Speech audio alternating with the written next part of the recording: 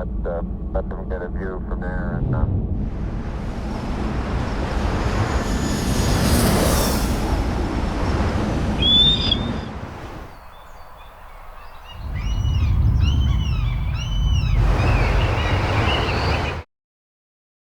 2 years ago, we spent the summer in Malta, an island nation in the Mediterranean, a land of great weather, warm water, and adventure.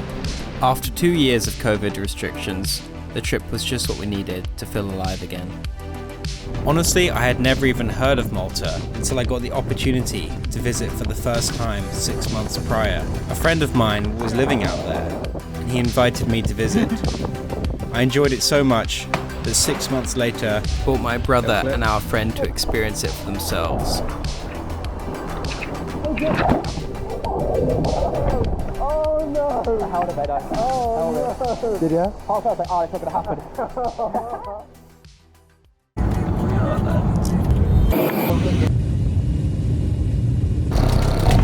Yeah, away from the airport.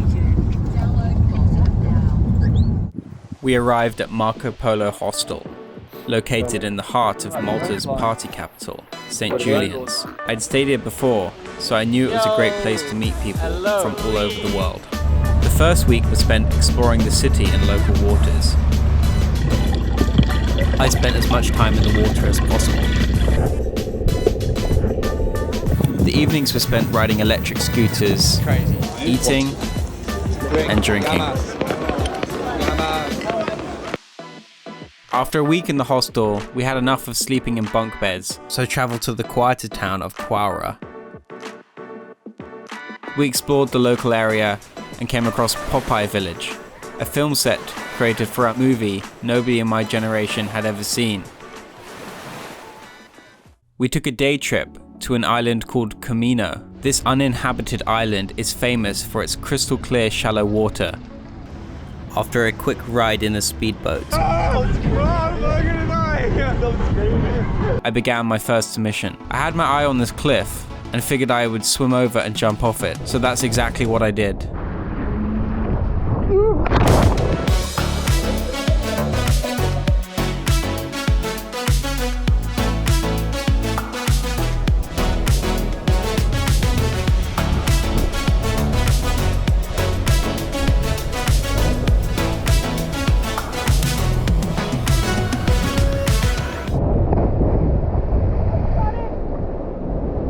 I was okay. Later in the day, we discovered an underwater tunnel. So naturally, I decided to swim through it.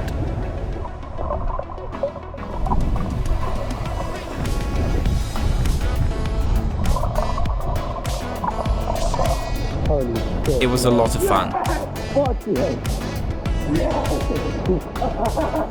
Oh my god! I took a freediving course. I'm an avid scuba diver, but I'd always wanted to get some official training in freediving. The first day was spent learning breathing techniques and a few practice dives in the local bay. The next day we attempted to dive down to a shipwreck in the open sea. The sea was rough and I couldn't really relax, being battered by waves. Regardless, I made it to a depth of 17 meters, which I was pretty happy with. The dive location was right next to the ferry terminal, so I met the guys and we headed over to the island of Gozo.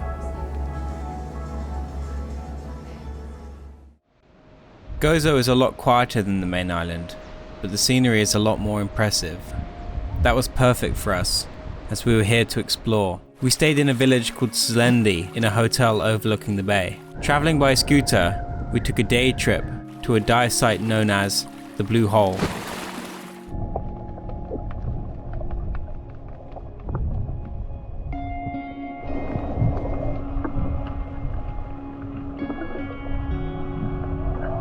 Later in the day, we swam through a huge water-filled passageway.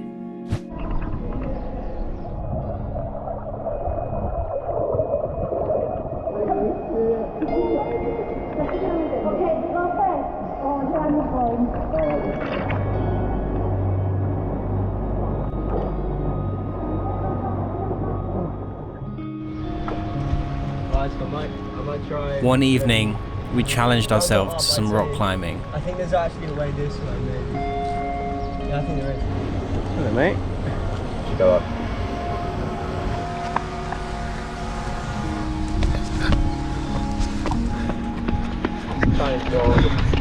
I'm not going to do that. It burns energy way too quick. Yeah. Let's just walk. These onions. Oh my god.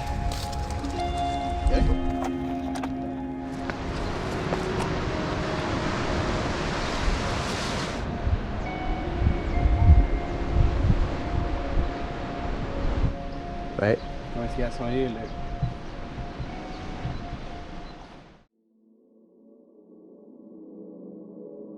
Our exploration wasn't just limited to nature. Malta is full of abandoned buildings, and we explored many of these to see what we could find.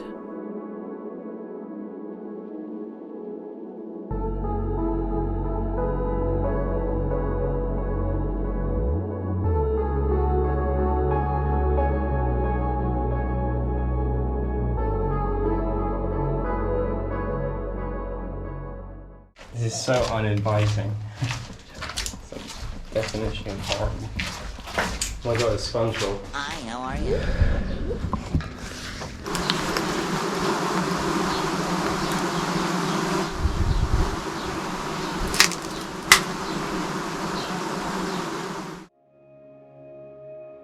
I would often return to places where I had good memories from my first trip. While I didn't end up reliving these memories, I created new ones instead. This video focused on our adventures, but a huge part of this trip was meeting people from all over the world. Some of them I've stayed in touch with to this day. For such a small country, Malta has everything you could ever want. Dramatic landscapes, vibrant cities, and most importantly, chance for adventure. Malta is now one of my favourite countries, and I hope to keep returning for many years to come.